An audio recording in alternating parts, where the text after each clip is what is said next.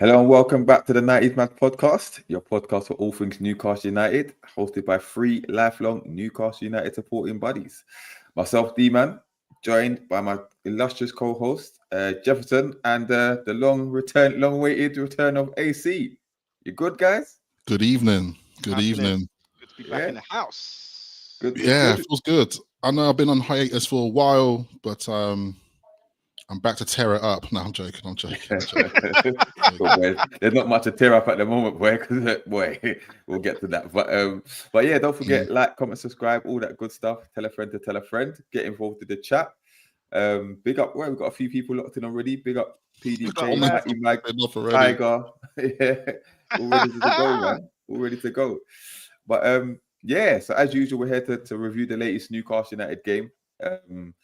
This time it feels good to review a win. Yeah, after what, two straight defeats, cup and league, Liverpool, Brighton.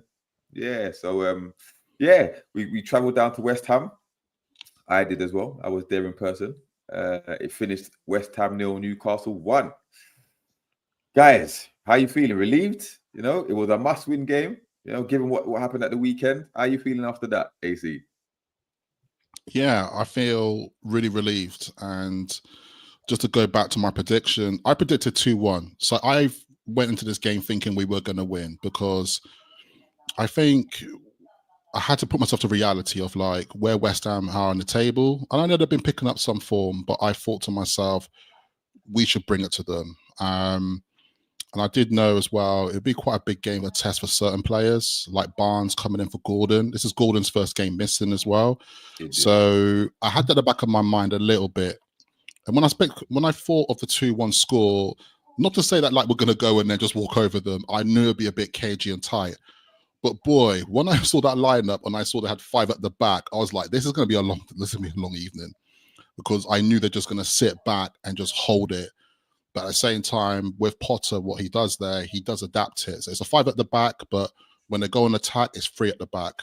It's a very similar style that he did at Brighton, really. So a part of me kind of forgot about that. So I was thinking, oh no, my 2-1 prediction probably won't go that way. But it was a really cagey game overall. But, you know, that goal with Bruno, you know, I don't know. I'm really happy with it overall. But it was a close call. But overall, though, I think, you know, we have better quality than West Ham. And when you look at it overall, they don't really come to hurt us in any kind of way. So I think we always had the upper hand in that game, personally. Okay. Well, I predicted a draw, a 1-1 draw. But then when I saw the lineup and West Ham's lineup, I thought, yeah, I think we can do this. We can do this. And glad that we did. It wasn't a pretty game. I don't think either team played particularly well. I think we edged it because we were the ones that tested the opposition keeper. Pope didn't really have any meaningful saves to make, which was a promising sign. It's hard. Listen, like I said, with 5 at the back, it's going to be difficult to break down. And the way we play as well, it makes it extra hard. But credit to the boys, they plugged away, they got the goal. And from when we went 1-0 up, it wasn't really, West Ham didn't really pose as much threat as I thought they would. Some decent performances, especially defensively. A lot to improve on moving forward, but the main thing was to get the 3 points, and that's what we did. Especially with one eye on the final, there was talk of would the players be distracted? Are they going to prioritize it? And credit to the players, and credit to Eddie Howe, because he went with a strong lineup, which surprised a lot of people. Arguably our strongest lineup, which I believe is going to be the lineup for the cup final, but we will talk about that. But yeah, got the job done, got the 3 points, away win. Always good when you don't play well as well. So can't really complain about too much. But yeah, glad we got the 3 points. Jefferson?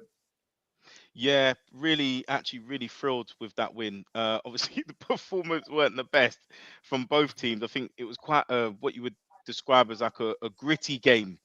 But I think we were very business-like. You know, we did what we had to do. And wins like that are kind of like, in some ways, more joyful. Although you're kind of relieved, you're like, yes. You know, that's a sign of a good team. So I think we persevered, and I think you touched on a few things there. I think there is mental fatigue in the team. I think there's clearly physical fatigue in the team. Now, we'll talk about it. I think there was definitely some solid performances in there, but you can see, bless them, there's some really tired players. I think thinking about the final ahead was always going to be that big distraction and arguable sort of banana skin. And the fact that we were able to ride through that and still get the 3 points. And let's be real. Let's be real. Did we get out of second gear? No, no. So it shows the quality in the end. And I was happy that Barnes, was able to make his mark by getting an assist with only his seventh start in the league this season. And I think it was our first clean sheet for 7 games. Um, so all in all, I think a really positive result, and you could see it from Eddie and the coaching staff as well, and the bench. I mean, they were absolutely delighted once that whistle blew, and I think we all blew a sort of sigh of relief, didn't we? And it puts us back in the hunt, really, which is where we want to be. A big up, Mighty Maggie said, massive win last night keeps us in the pack. Indeed, it does. We're back up to 6th. We were down as low as 9th, I think we were before the game started. So, it just shows how tight it is between, I think it was 3rd and 9th. It's very, very tight. So we've got to get the points on the board, and we did that. In terms of the lineup, AC, were you surprised with the fact that you went with arguably our strongest lineup? Did you expect to see 1 or 2 more changes given the fact we've got the cup final at the weekend, or did he make the right choice? Well, we obviously made the right choice because of the result, but were you thinking it was the right choice last time? It was one of those ones where I knew this game was important going into our cup final coming up on Sunday, but personally, I didn't think Isak would start. I thought he would have rested him a bit, knowing, there's been a bit of rumour circulating about he might be carrying a little bit of injury, and you know how it goes. The ITKs are like, oh, there's photos of him doing photo shoots for the cup final. He's definitely fit. He's definitely fit. Just like, oh man, come on, let's slow down a little bit. But yeah, I was surprised that he did start, to be honest, because I thought Wilson would have started. But at the same time, when I was thinking about that, I was thinking it could be a long game if Wilson starts. Because to be honest, not to be like harsh on critiquing Wilson, but he's a guy still coming off injury. He hasn't got his rhythm yet. He hasn't found almost like his match fitness, to be honest. So it could be quite harsh to have him start. But, I think everything else kind of picked itself a little bit. I think I expected Barnes to start. Murphy was going to be there. It was a nice welcome to see Joe Linton coming to the fold as well, because it's been a while since him coming back. You can see that we did kind of, we did miss Joe Linton past games. I think he was definitely valuable here. And, and I think as well with Tino and Trippier coming in there as well, Hall's missing as well. So dare I say it, this probably is, I don't know, we'll talk about it a bit later, but that starting lineup could be our starting lineup for the final, maybe. I don't think anything else could change, really. I don't know what else we could do, but we are limited to options. But unless we're going to do something like bring Willokin and then maybe put Joe Linton on the left instead of Barnes, etc., maybe use Barnes as an impact. But anyway, we'll get into that a bit later, though. Yeah, Jefferson, any thoughts on the lineup itself when you saw it? Yeah, I mean, obviously, I had my doubts about Trips because he's been shaky when he has played before, but actually, he was one of the better players on the pitch, in my opinion.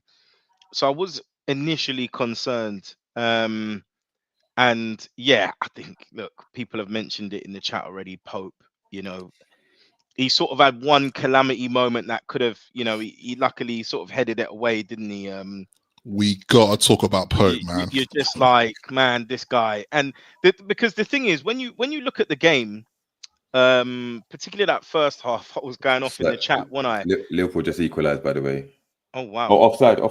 Oh wow, lovely. That first, I would say 20 minutes, because I felt like it took us a while to set in the game.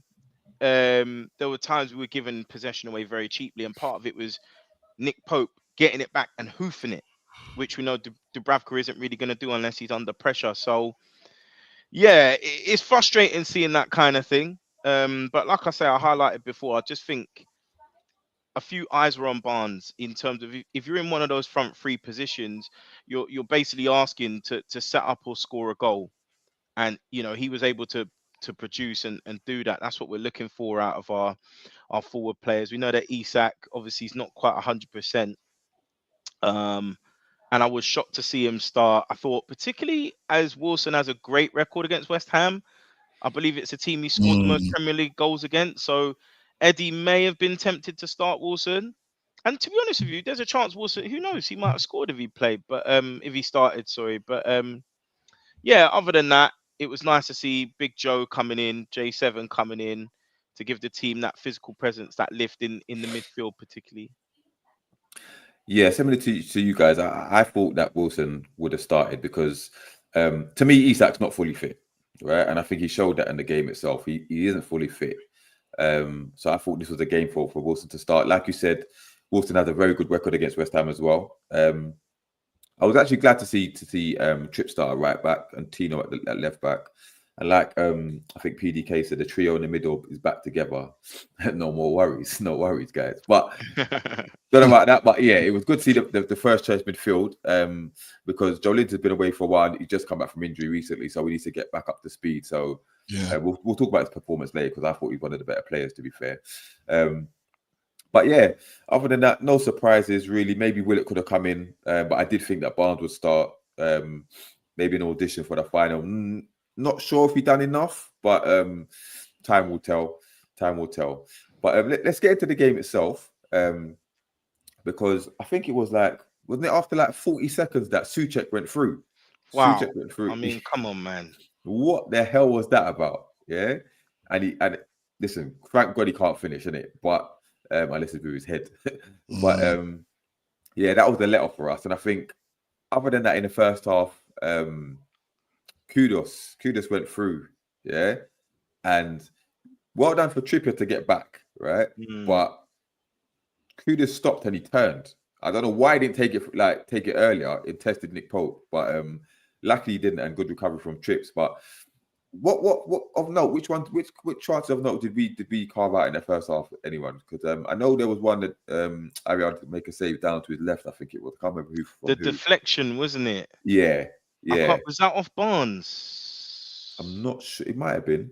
I'm not sure. Either Barnes or Bruno, or so. I think someone shot and there was a deflection, and then there was the one with Tadibo nearly scored an own goal. Yes. Was that the second half? Oh, that was the second half. That was second half. But because I was cooking my pasta whilst I had it on the TV. So, but what I would say, I noticed a couple of things that maybe Eddie might have given instructions to the team, that those sort of frailties at the start is I've noticed Burn is coming out to rush again and share at times, and I don't understand that, because you will then be in no man's land if they can't press quick enough or we don't get the ball, and we got punished against Chelsea for that. So I was shocked to see them do that again. He did against City as well. He did get City as well. We got punished. Yeah.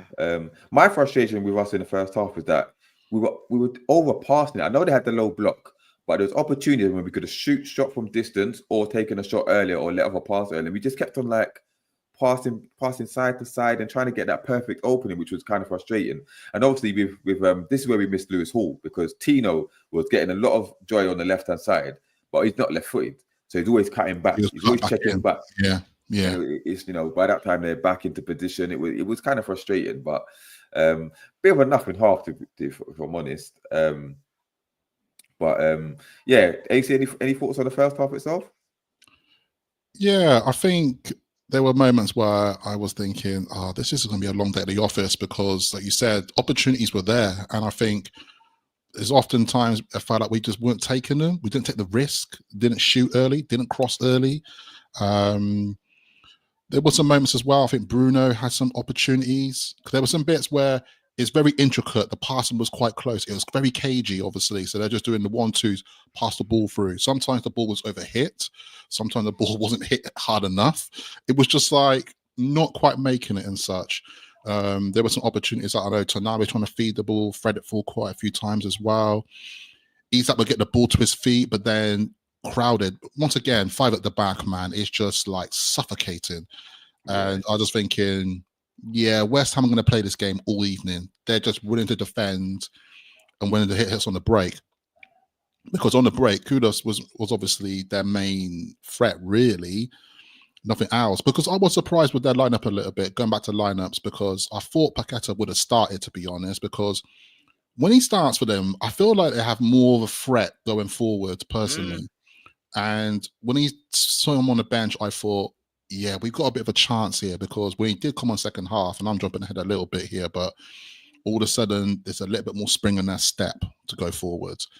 So I think Potter might have, I don't know the circumstances with Paquetá, and obviously there's other things going on with him at the moment. He's facing a lifetime So ban. maybe there is a thing here of like, unfortunately, I think West Ham are phasing him out of the squad, because you don't want to keep playing this game first team football. Relying on him, yeah. Don't rely on him. Start playing with almost like, how is your team going to set up going forward when he actually stops playing? I see a comment from Tiger said, how did Shearer and Byrne both get beat in the air when Kudus went through on goal? That was my question. When it happened, I thought, that's ridiculous. Absolutely ridiculous. And my heart was in my mouth, because he was coming towards the end with the Newcastle fans, where we just all took a deep breath. Like, here it is. Here we go. But lucky didn't come to nothing. But I see Tigers all said, ain't no one worried with this squad last night. We still struggled against West Ham. Not really. Don't get me wrong. All is not rosy, but you have to kind of put it in perspective. We have the final on Sunday, which is a distraction. No matter how much you want to, you try to put it out of your mind, it is a distraction. They played 5 at the back. We have injuries, whatever. But like Jeff said, we didn't really get our second or third gear. So, we defended quite well. We got the opening. We pressed and tried and waited for the right opportunity, and we got it. Our decision making could have been better in that second half, which we'll get to, because a lot of it was a bit of a joke. But yeah, in the second half Tiger's itself, got a point. I think Tiger's got a point, to be fair, because the team are 16th. And I think it'll be different if they were actually relegation threatened. We know that they're about 14 points clear of relegation. So when it's just more about, can you break down their setup? So from that perspective, it is disappointing. But I think you're right as well, D-Man, as we've all said. I think basically, Tiger, you've got to give the team a bly, because the finals come in. Half their minds must have been there. And actually to roll out the win despite that is impressive, actually. Even though it wasn't pretty to watch from either team, I think it has to go down probably as one of our best wins this season because of the circumstances around the game. Big up, Brad. He said it was an away game. Bruno, after the fact, even admitted the team had the final on their minds recently. And that's, it's understandable. It is. And just to say as well, I'm also happy Paquetá didn't start, because Bruno, I don't know what happens with him sometimes. He's the same thing happens with Jorginho. He gets a bit infantile and gets caught up in handbags. If you know him and Paquetá, they're always tussling each other, pushing each other. So at least it allowed Bruno to kind of romance, man. His game. Romance. I don't know what's going on. Romance. They're brothers, isn't it? So there's some ego in there, isn't it? It's just like, this guy, man, why have I got to play against you again? So they're always competitive against each other, definitely. There was one game when Bruno, they were trying to take each other's heads off, man. I think it was at the same ground. I think it was. They were going at it, but there's some mad Brazilian blood in them, isn't it? It's just like low key. There's some rivalry, I think, between them. Big up Bruno and Joe Linton for getting a call up to the Brazilian squad, by the way. Salute. Joe Linton. Is there odds on them both dyeing their hair blonde before the final? Oh, they're gonna do it, and it annoys me. It annoys me, bro, because they never play well with their heads like that, bro. Get Asula doing it too. Get Asula doing it too. Focus. Just focus on the task at hand, did it? Focus. Yeah, forget the theatrics and all of that, bro. Yeah. I might dye mine too. Shit. I see Brad said, I want to say Bruno always shows up against McAllister. That's gonna be he better. He's gonna have to, because McAllister is a baller. He's a baller. But we'll get to that anyway. But to the second half of the game, I thought West Ham came out of the traps a bit lively. I think they were forced in a few corners and stuff, and last-ditch challenges and stuff. And I was saying to the people, to the fans, that we always seem to go to sleep in the first 10 minutes of the second half. Like it's always becomes a struggle for some reason. I don't understand it, but we weathered that. I mean, it wasn't the biggest of threats from them, but we weathered it.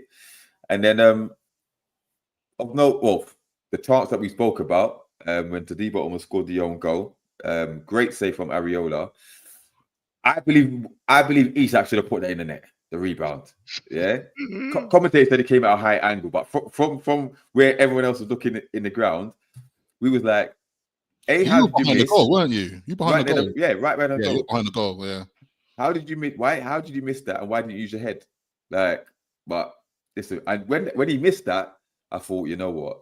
The writing's on the wall. You know, they're gonna get one, and that's it. They're gonna shut up shop, and we're gonna rue that miss. We're gonna rue that miss.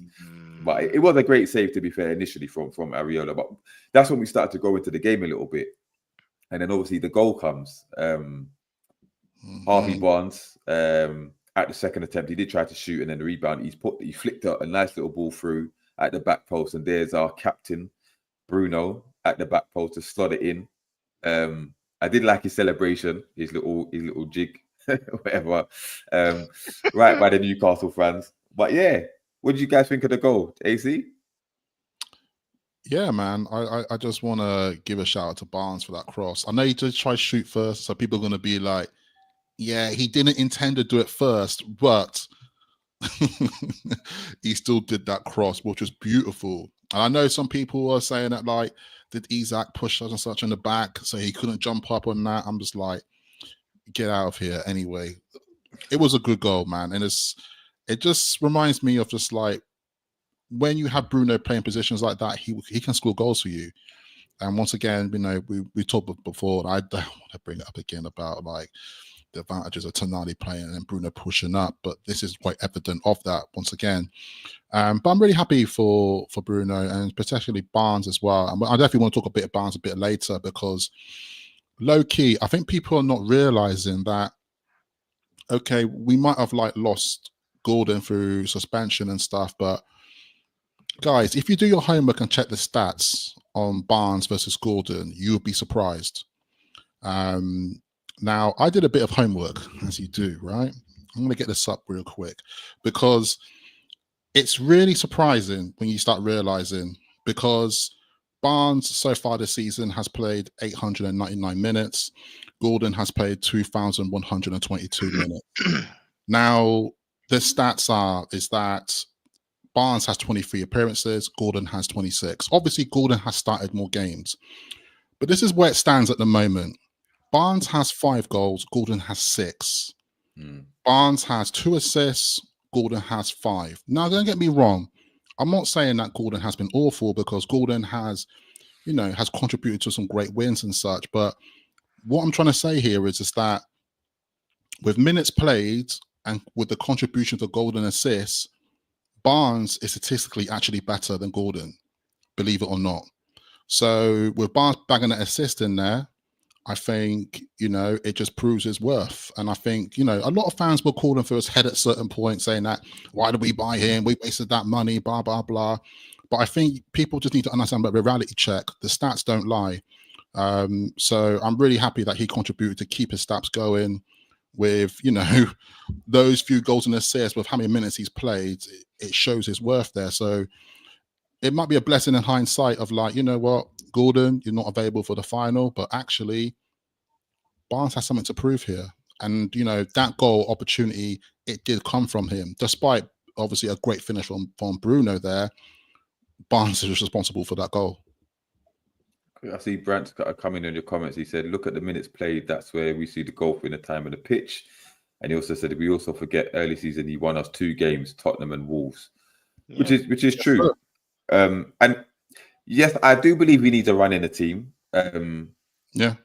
It's whether the team are so used to how Gordon plays, not only offensively but defensively, right? Whereas you're not going to get the same kind of defensive output from Barnes. And against a team like Liverpool, you're going to need that at some point. But he offers a different attacking threat to Gordon. But Gordon's better with running with the ball. Barnes kind of like either, you know, ball to feet, cut inside, bang, or a through ball. When, like Jeff said, playing with Maddison, you can find that space and thread the balls through to him on the run, where he's dangerous. But you know, we'll talk about his performance as well before we finish the game, before we finish the pod as well. But yeah, listen, he didn't do himself any harm. That's what I'm saying. He didn't do any harm in terms of a starting spot for the final. But in terms of the game after the goal, well, by the way, should West Ham had a penalty? Because I see a lot of West Ham saying it was a Stonewall penalty. I think it was Bruno's push on, was it Bowen? think it was. Was that a penalty? Nah, not in my opinion. No. I think it would have been soft. It was given if it was given. Can I make a quick point about the goal as well? I think people don't realise about Tonali's role in that goal, because although the ball ricocheted back to Barnes for the second opportunity, the fact that he done the quick frequency pass he did, you could see it caught the back line off guard. So Barnes then had an opening, then they had to reshuffle. So that one passage of movement actually gave Barnes more time to kind of do two movements in like two moments of play. And actually, I know that Bruno got man of the match, but I actually think Tonali / Trippier. I mean, Trippier had a great game, but just a couple of figures here for Tonali: 58 touches, 37 passes completed from 45 attempts, 9 out of 10 duels won, 3 out of 3 dribbles completed, 2 clearances. I mean, when you've got someone that's efficient as that, and he's doing, I think what people don't realize, he's arguably doing the job of two people, maybe more, with the ground that he covers. So he keeps possession well. He speeds up and slows the tempo down. He's effectively our tempo player, as well as playing a holding role. And I think people don't realize how hard that is, and his quality on the ball. So yeah, I just thought I'd give Tonali a shout out there as well. Yeah, his defensive work yesterday was brilliant. So good, man. I don't know about you guys, but when he went down with that little injury, I thought, hell, please no. Anyone but him, what he's at, but My please heart was get in up. my mouth. I was like, oh. I was like, get up, bro, please get up. But just speaking on the goal, I see Wins come and said the goal was down to Murphy's dribble into the area. What I did like about Murphy is that in the second half, he was a lot more direct. You know, he was trying to get down the byline. He had a few good dribbles, putting the ball across. He looked more lively in that second half. And again, we're going to need that on Sunday. At some point, we're going to need that on Sunday. So, you know, Sunday boy. Yeah. But yeah, to wrap up the game itself, what frustrated me was the more West Ham pressed for an equaliser, they left so many gaps at the back. And we were nicking the ball in our area and trying to hit them on the break, and our passing was diabolical. I don't know if you saw the one where Areola, in the last minute, Areola's gone up for a set piece. They've lost the ball. And I said, all you got to do is boot up the pitch. Wilson on the halfway line. And Willock messed it up. Put it over. He's trying to play the through ball through on the ground and gets intercepted. When I say I was cussing, I was fuming. Yeah, you could literally aim for the goal. Aim for the goal. Wilson will run to it. Wilson would run for the goal. You know, and that's it. PDK's coming and said we've got the best midfield three in the league on their day. I agree. They need to bring back that performance. When we were hyping them up like a few games ago, they need to bring that performance again on Sunday. Again, we'll talk about that. But yeah, Joe Linton's a rhythm player, isn't it? I find Joe Linton and Bruno as well. They kind of need a run of games, isn't it, to kind of pick up. They can't just plonk straight in. But yeah, let's talk about these the performances then. Stand-up performances, because I think one of the best performances was Joe Linton, because there were times when that he was winning the ball defensively, but they couldn't knock him off the ball. There's a couple of times in that second half when he just went on some the far left of the pitch defensively, and he was jinking and that, you know, ducking the defenders, whatever, and three of them trying to get the ball off him. They couldn't get the ball off him. I thought he was everywhere. And like he considering I believe he's not fully fit, I thought that was one of his better performances of recent times. I thought he was really good. I know, Jefferson, you mentioned Trippier as well. Trippier was very good, and we're going to need his experience because he's going to be up against pacey wingers. But I thought he handled Bowen and Kudus, especially his Kudus, quite well yesterday. And obviously Tonali. But those are my three. Dan Burn, had a random question. Would you pay the 80 million West Ham are asking for Kudus? On the basis that you can play most of the front three positions. I mean, maybe I'm biased in it because I'm Ghanaian, so I'll be like, yeah. I wouldn't be mad at it. I wouldn't be mad if we got him, but 80 million is a lot of money. That's a lot of money. I'm not sure if he listen. He's an upgrade of what we have. 80 million when you can get Bremo for cheaper. For 60. I personally think, just being realistic, no kind of circumstances for Newcastle, I'd rather us buy 2 players with 80 million. Me personally. I just want us to sign a Ghanaian, man. I want to see the fans holding a Ghana flag. But he's like, he's a bit, I don't know, he's a good player, but he's a bit hot and cold. He's hot and cold for me. He's hot and cold. He's hot and cold. He's off it this season. I think that last season he had at Ajax was just another level. And then obviously last season he had a good season, but this season he seems off it, man. Oh, Joseph, a man on the touchline. He said Trent's limping off. Good. Okay. It starts just this is Salah Van Dijk now, and we might have a someone out there with their juju witch goals now, putting the pins in his knee. Man just dropped him. I'm guessing PDK answered your question, Jefferson. I think he said no. So I don't think he's a fan of this. Just straight up no explanation, just no. Oh God. Tiger said Bruno plays better when J7's there is there because he does all the running, and that's true. 100%. It allows Bruno to push up a lot further forward, especially when you've got the protection of Tonali as well. They complement each other very well, all 3 of them. Begging for an extra man. It is begging for 4. You stick another man. You can even release Tonali as well. You know, it starts becoming more adaptable. I still don't get it to this day. No, the summer. You know what I mean? You never know. But we'll see. But yeah, any other standout performances you want to shout out? Definitely not Longstaff. Oh my God! Geez. Let me tell you something. Let me tell you about this brother. Wait, when he come on, yeah. Who was it? I think it was Skeeto cussing that Longstaff's coming on, right? And there was a guy in front of us that we were chatting to. And he was like, nah. He's like, Longstaff does a job. He does a job. He's not the best on the ball, but he tackles very well. Whatever. Yeah, he's gonna come on. He's gonna shore things up. Whatever. He said, and he's a bit older than us. He's like, listen, I've suffered through the 80s when we had even names for some players. Whatever. So Longstaff's an upgrade. Anyway, Longstaff comes on the pitch, bro. And what does he do? Give the ball away, bro. Just to start petting on the ball, bro. He does it every time he comes on. Every time he comes on, he finds a way to fart about. But Brian said, "Why the hell Longshot playing over Miley anyway?" And that's true. I still don't get it. We're ruining this boy's development. If he can't come on against the 16th place team in the league, there must be. I think he's more likely to come on in the final. I hope so. Yeah. I hope so. I think there must be something in Longstaff's contract that he has to play X amount of minutes per season. So maybe try to audition him for West Ham, innit? Rack him up. Because West Ham audition. Because the thing is, unfortunately for Longstaff, is just that every time he comes on, and I know substitutions come on cold, but my man looks frozen coming on, man. He needs like 4 in right now. Like, he needs to frost in. Just like, because he's not. He just doesn't look. I hate to say it, but he just doesn't look confident. He gets the ball, man looks panicky.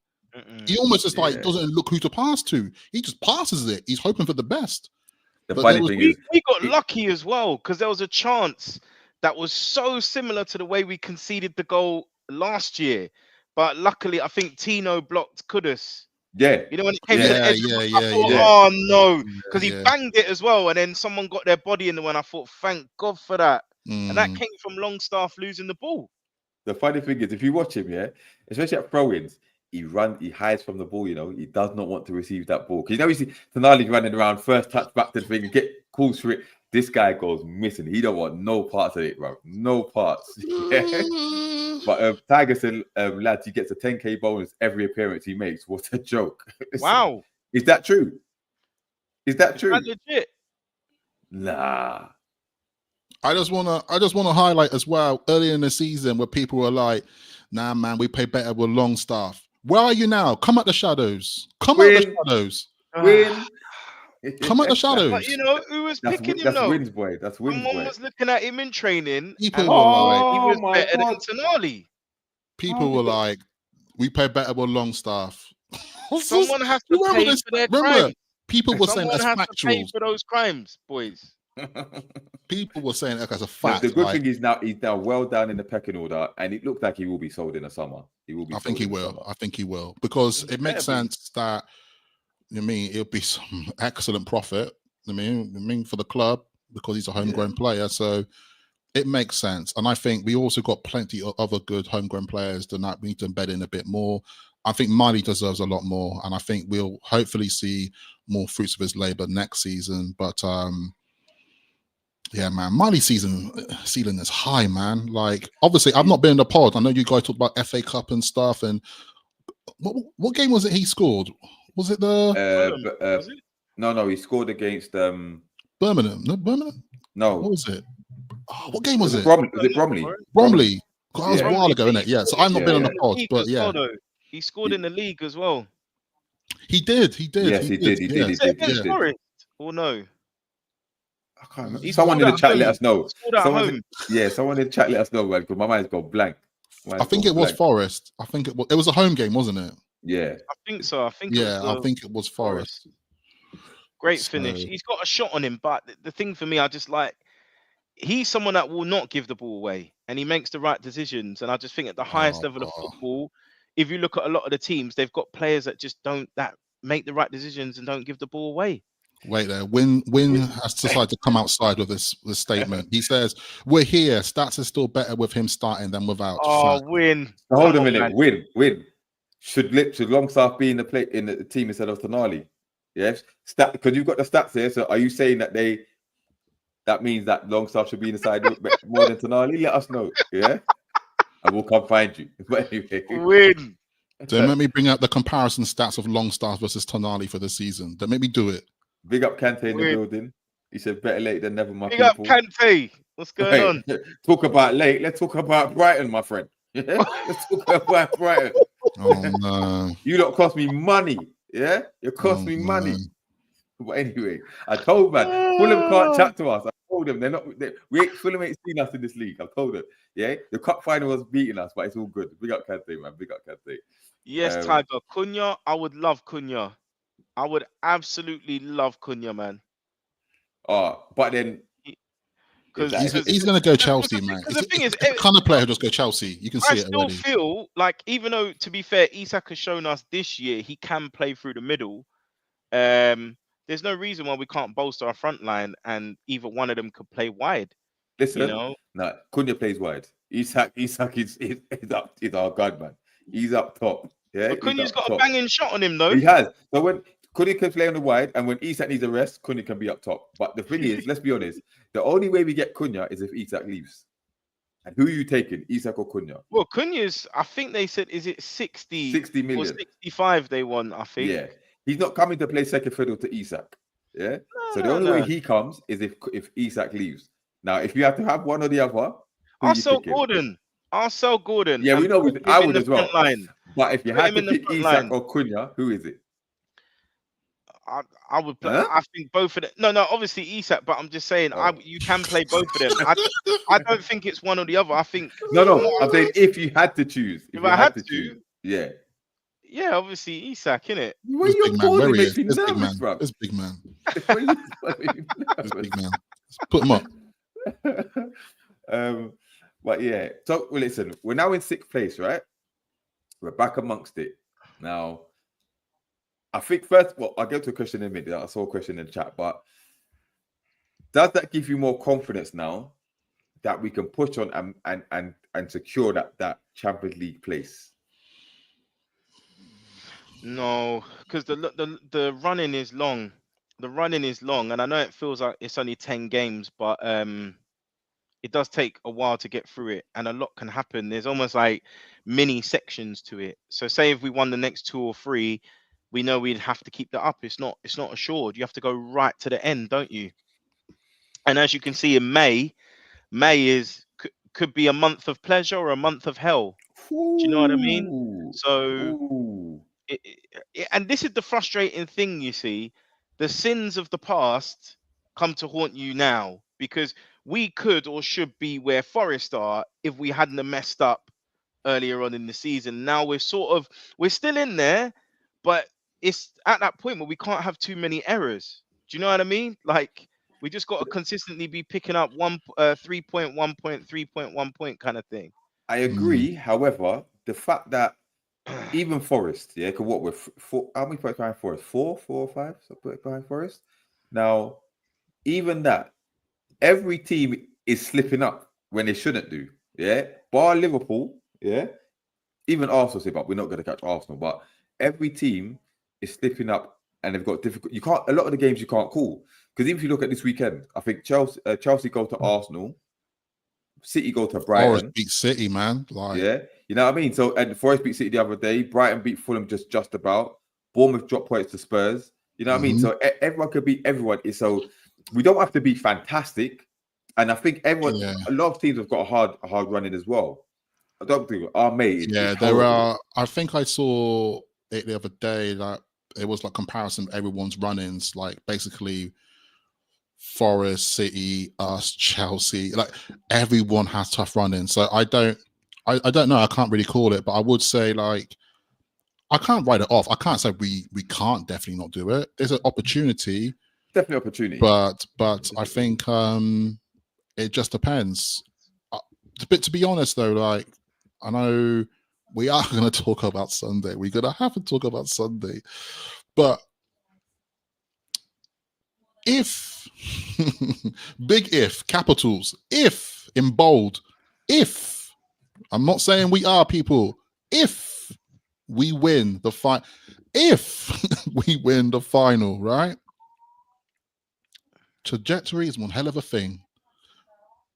But if we don't, once again, being bold, if we don't win the final, a lot.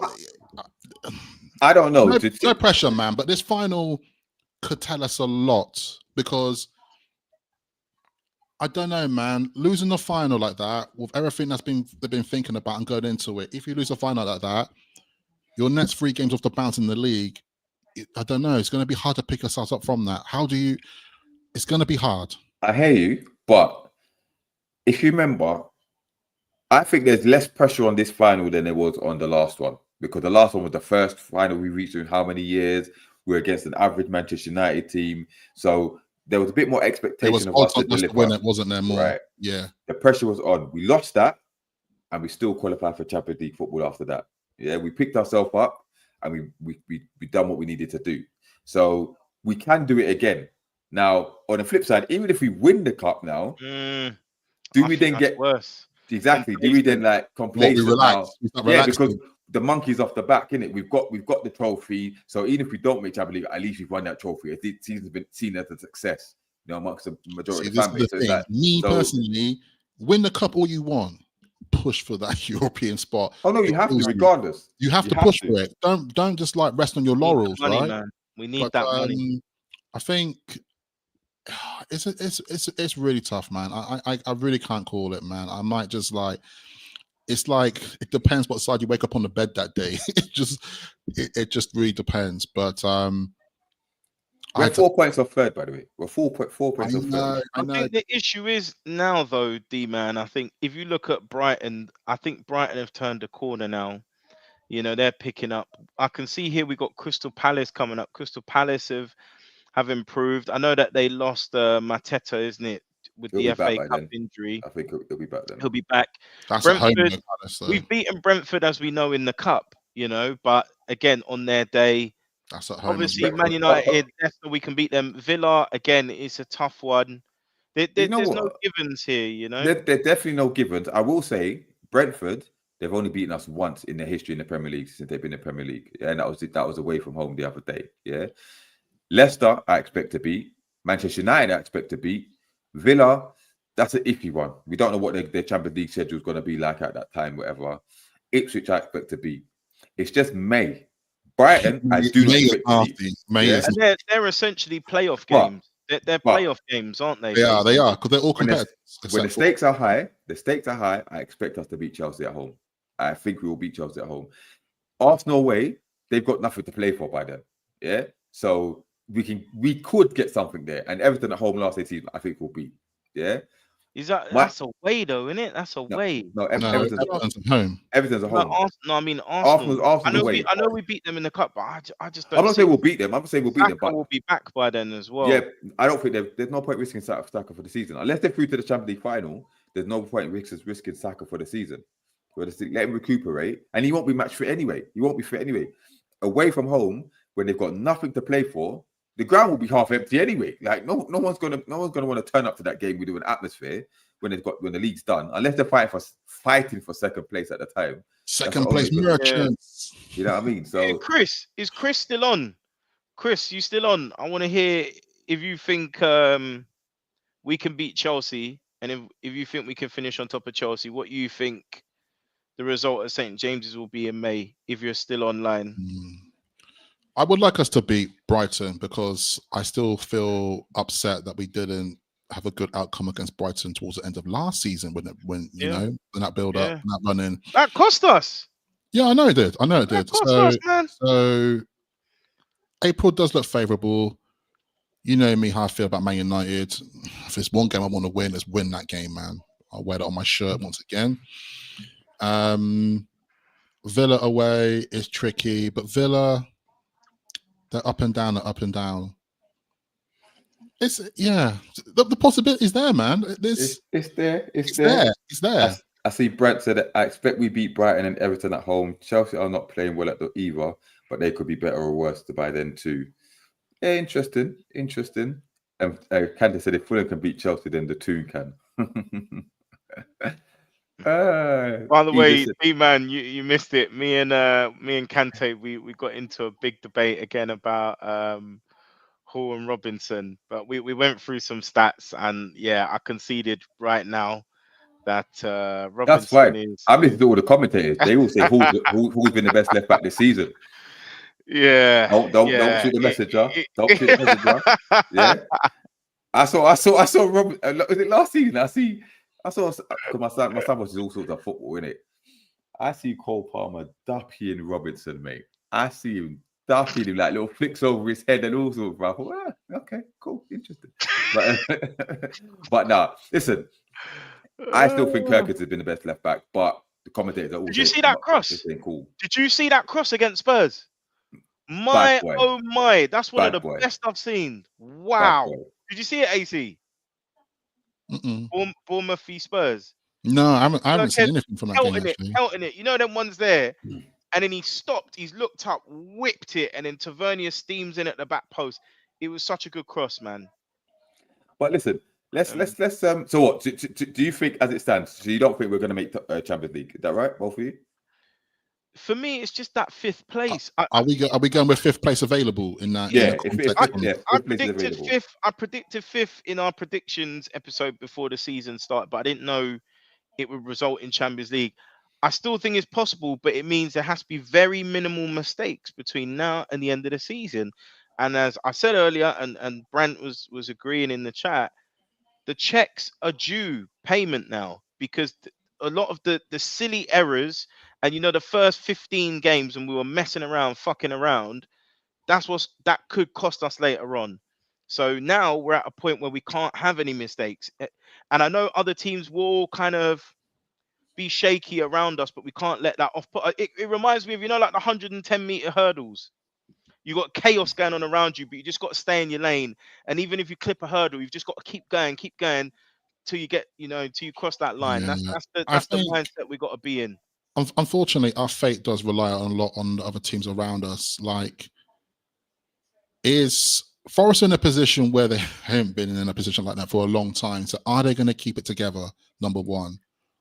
Man City, you can't really call them at the moment, man. It's really difficult. You think they've got momentum coming back, and then all of a sudden, it's snatched from them again.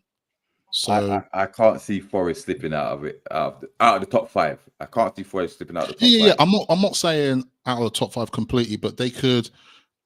I don't know. And Chelsea is just quite hard to be honest. I know we're all on different points. It's also close, but as it stands, we may complain about our team at times when we lost these games and stuff, but these other clubs are going through the same shit as us. So we're all in the same boat of like, no one is consistent.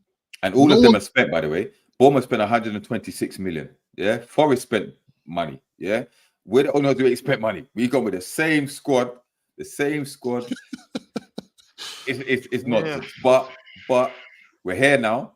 We know the squad that we've got. We need to get it done. Yeah, we need to get it done. I think. I just want to say that I think the difference with us though is that, and I've mentioned before, is that we have some star jewels in our crown, and Mr. Isak, I'm still confident he will hit 30 goals this season. So I think it's people like that's going to make a difference. It'll get us over the line in some of these games. And utilizing the squad, he has to. I think it's not a criticism per se. It's just more of a something I've just seen, and I think other people agree. Eddie has to trust the squad players, even if they let us down. I know there was that whole Paul Dummett that cost us last season as well. To be fair, maybe that stung him. Maybe he's like, I'm never doing this again. I told you I should have done it. I told you the one time I did it, and look what happened. Everton. He gave him, it was like a DDT in WWE. But you have to use the players. Miley, Kraft. Obviously, we're seeing Trippier coming back into the team. You know. You've got Asula there, and I was happy to see young Sean Neve on the bench as well. Yeah. Let's use these guys, because even if it's giving them 20 minutes, it's all fuel in the tank, because it's a marathon. You know, it's not a sprint. We can't keep rinsing the same 11/14, 15 players, or we're going to be in trouble. The thing is, to play devil's advocate here, if you look at what's left of like these fixtures, it's like when you look at that, are you going to take a chance and be like, yeah, man, Asula, start this game? It gets hard. It gets really like... He could start against Ipswich. I would risk him against Crystal Palace. Palace is starting Nketiah and stuff. Why can't we start Asula? But my thing is, though, what the League Cup will be out of the way by then. You're in the final stretch. By the way, Liverpool got the extra time, which is good. But you're going to go to the final stretch. Where don't legs up? Surely you play your strongest team all the way to the end of the season, unless you do see signs of real fatigue. Yeah, I'm not saying what he could do is bring on players a lot earlier, like the Asulas, the Mileys, whatever. And let's be honest, Joelinton's going to get suspended again. He's going to get too much ban because he's one. I think he's 1 or 2 yellows away. But this guy's going to get too close as well. I think Dan Burn's got 8. I think. Right. So Joelinton's going to get suspended soon. So Miley's going to have to come in for a couple games, right? Barnes might win us the cup final, whatever, and score against Brentford rather than Gordon has to hold the bench. You know what I mean? So that could work. Wilson, I think, will get more game time. So I think he will utilize the squad, but it's whether they're going to start the game. I'm not so sure. Yeah. Can't love it. The man's got his name, the name in full as well, you know. I'm impressed. Yeah. To be honest, we do have to talk about it because I don't know what's going on, man, with this. We're like Dubravka being dropped. Personally, I don't agree with it. Personally, I just don't. I just don't agree with it. And now we're putting like all our eggs into the basket of Pope. He's going to start the final, and I'm just not. Apparently, Howe's already confirmed it. But I don't get it. Why? His best, man. Why? Because at the moment, everyone knows it. Pope's distribution is terrible. Like, it's really bad, and I feel like it's just so wasteful. I don't know, man. Since he's coming back into the team, I haven't seen anything positive from Pope. It's not this. This is not the same goalkeeper from 2 years ago, people. It's not. It's not Nick Pope online trending through Burger King. It's not the same Nick Pope era. It's not. So, in my opinion, like Dubravka deserves the opportunity. Dubravka has pulled us through some games. And don't get me wrong, there are some games we lost and he was in goal. And I think that might be the harsh thing that Hal's done there, but I don't think he deserves to be just like shoved to the side like this completely and just forgotten about, like as if like I'm no longer the father to this child, right? Just like left to the side. It's not on personally. I just don't think. And I do think at the moment that plays a weakness to us because we can't play it from the back as efficient as we should. I don't know, man. And I think, to be honest, like, if there were to be some faults and some weaknesses going to that final, unfortunately, Pope being in goal could be one of those weaknesses, in my humble opinion. You might say a Salah penalty. You never know. But Brad said Pope looks like he's got wood shoes when he's got the ball at his feet. Clogs, man. Wearing clogs. And Kante said he died like he's playing beach volleyball. He's falling off big time. Listen, mate. And big up Adrian as well. He did say in Eddie's eyes, the Pope is infallible. The thing is, yeah, it's in some ways it's not his fault, but it's very evident that he can't dive on one side. I think it's his left side he struggles with. Yeah. His left side, because obviously he done the shoulder and he done the hand. So there's kind of like a mental block there. Remember when Peter Cech came back after cracking his skull? Yeah. It took him about 18 months to kind of like get brave again and all that sort of stuff. It's a liability for the team in more than one way. And I just think, remember I was talking to you guys about risk assessment, risk management. This is it right here, because he ain't diving low. He's not diving low. And they will test him out. They will. Let's talk about the final itself, innit, before we wrap up the show. Free Dubravka. Free him. That Brad said does have to be pissed. We get him to resign and immediately is dropped. And that's the thing. His wife was fuming. His wife was cussing. Yeah. That's another thing. My man messed up my Saudi money. We did not handle that well. New contract. So what's the philosophy behind that? Listen. Someone tell me. Am I being silly here? But what's the strategy behind that? This guy was literally 1 foot in Saudi. And my man was almost like told, like, nah, man, pulled him by the backpack and said, you're not going on that plane. And then said, sign it. Sign the contract. He signed it, took the photo and everything. And he hasn't seen a blade of grass since. Hold the bed. What? Am I going mad? So whose decision was that? Was that the club's or was it Eddie's? Someone enlighten me. It can't have been Eddie's then if he's like, yo, you're bench now. Someone enlighten me. Like, what is going on? Like, what's the philosophy on that?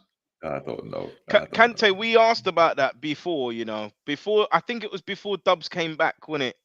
We talked about Oddy having a decent run and that he did well for Greece in the games that we saw in the is it the Nations League or whatever it was?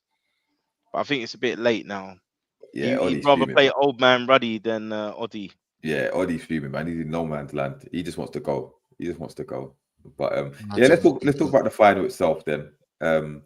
Sunday, the big one.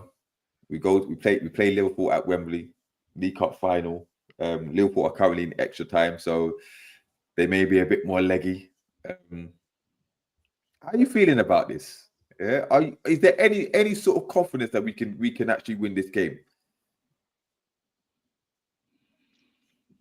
I think it's the injuries. I think if you'd asked me when Lewis Hall was still fit, we might have had a chance. And also when Botman was floating around, you were thinking, oh, you might play him the game before the final and then the final. But yeah, I think it's going to be a comprehensive 2-0 defeat, unfortunately. Man's predicting the scoreline. All right.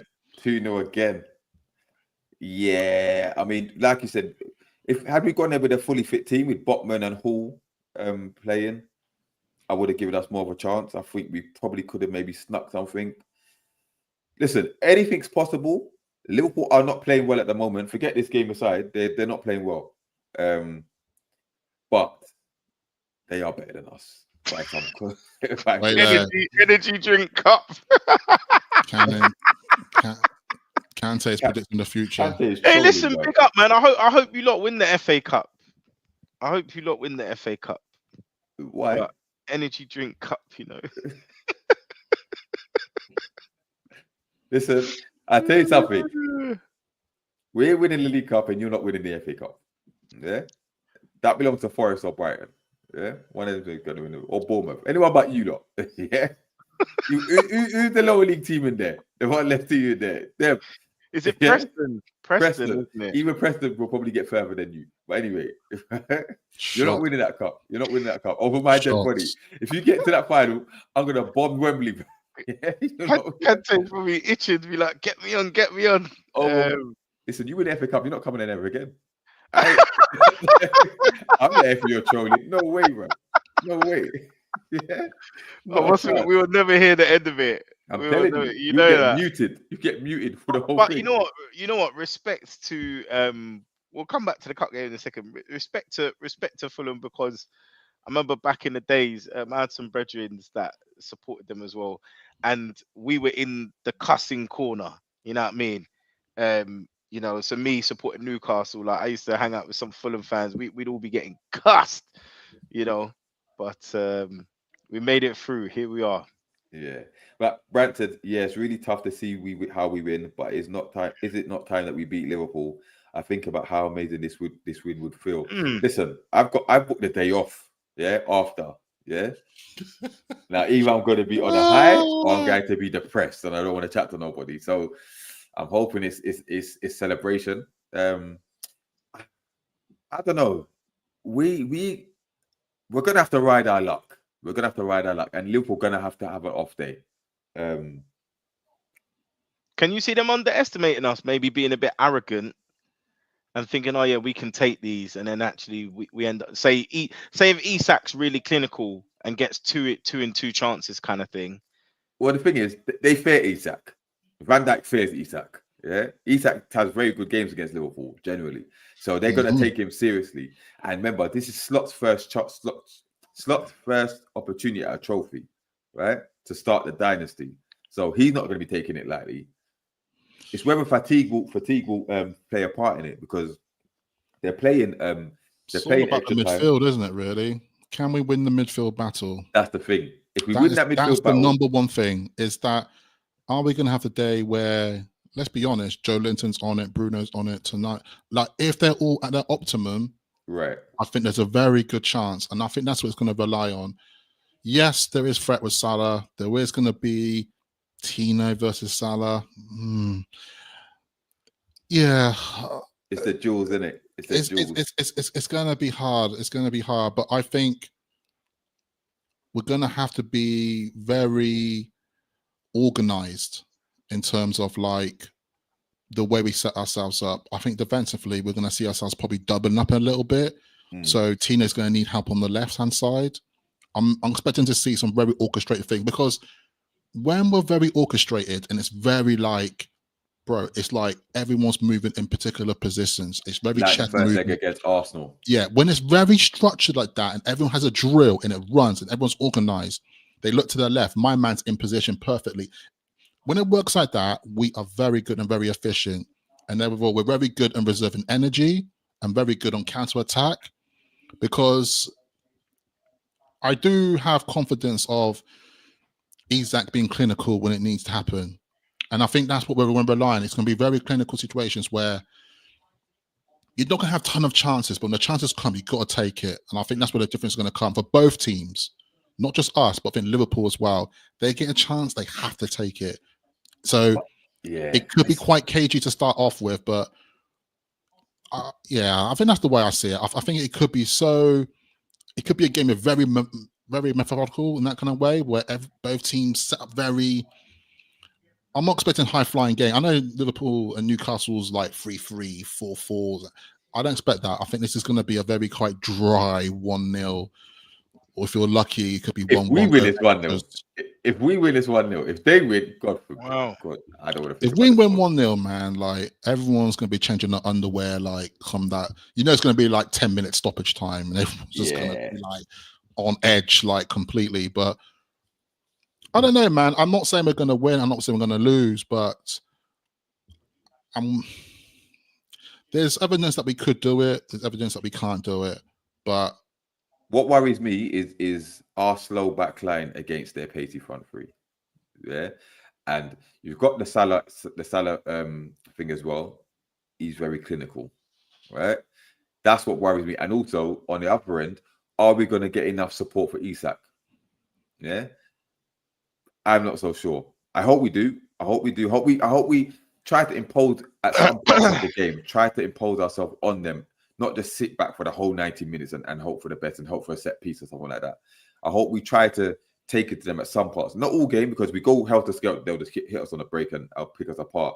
So we got to release the ball quick, release it. And I'm obviously, you know, I love Bruno to bits, but he needs to release the ball a bit quicker in some circumstances. Yeah. Because there's no doubt we're going to get in positions, and we know Bruno can feed the ball. Murphy can feed Isak, but... And we've got... Defense and Pope, for me, are going to be the key to the game, because they always lose us games. Pope is shit, and the defense have to concentrate. They have to none of this getting sucked into midfield, or like Byrne was doing the other week, coming to where the throw on was. Why? You're meant to be in the back line. What are you doing? So if you leave open space, they're gonna hurt us. So first of all, the back five have to be solid, and that's going to be the platform for the rest of the team. Do you know what I mean?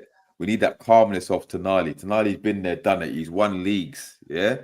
Obviously, these players have been in the final before, so they know what it's like. The occasion's not as hyped up as it was the last time. We can use it to an advantage, but we've got. Although with what Bruno said yesterday, I was like, "What are you doing?" He don't think sometimes. He doesn't think. To us, it's like the World Cup final. Bro, what are you doing? Oh my God! So when you anyway. I get it. I get what he means. He's talking about the passion. He's talking about the passion. He's talking about the passion in it, and I know that like. I think some fans are saying, "Oh, it's like a tin pot mentality," and I get it. Like we shouldn't like, but at the same time, I think it is meaning a lot because it means everything. I don't want to like go too fast forward, but for certain guys, this could be their last opportunity to win a cup for this team as well. Just hands down, like the reality of it. Like I know we laugh and cuss off like Longstaff, but. Longstaff, man, you might not be here come summer, so this could be your last chance. Like, if you have opportunity to win something with the club, this could be it, you know. And think of the fan base. Think about Win. If Win's still online, how long you been waiting to see us win a trophy? We've waited long. He's been waiting longer. Imagine if Longstaff scores the winner. Wow. You will not hear the end of it. To be honest, Longstaff did help us get through at one particular stage because he scored that penalty, didn't he, in the penalty shootout. He's helped us get through. Forest. They all contributed. I don't know, man. It could go either way. We can win it, we can lose it, but there's evidence. What's your predictions? I ain't got no prediction. That's where I'm at. I'm not Come here. on, bro. No. Come on, bro. Wins come back. He says 64 years going to St. James's Park. Jesus. That's I'm not. Yeah, you deserve this win. You deserve this. You deserve it, bro. If anyone deserves it, you do. He's going to be back in the brown ales, isn't he? To be honest, today's Tuesday. Game's on Sunday. Let me play through this week, man. Let me work my week through. Let me see this Liverpool result first, innit? Let's see how Liverpool do with it. Let me just see and like how we feel, and because by Saturday I think I have a good inkling of like how I'm feeling. But right now, I don't want to put like statement of prediction score right now. Okay. Boy, I got 71 years, no win. But listen. I think that's a good place to leave it. Thank you all for tuning in. The comments, thanks for joining in. Don't forget, like, subscribe, tell a friend to tell a friend. It will be available on the audio, the Apple Podcast, and the Spotify. Yeah. We might see you before. Can I say one more thing? Yeah. All you Cult of Hound mugs, yeah? Stop coming for me, seriously. Like, it's getting on my nerves, just straight up. Yeah. Public enemy number one. Just saying, get on my damn nerves. But no, big up, guys.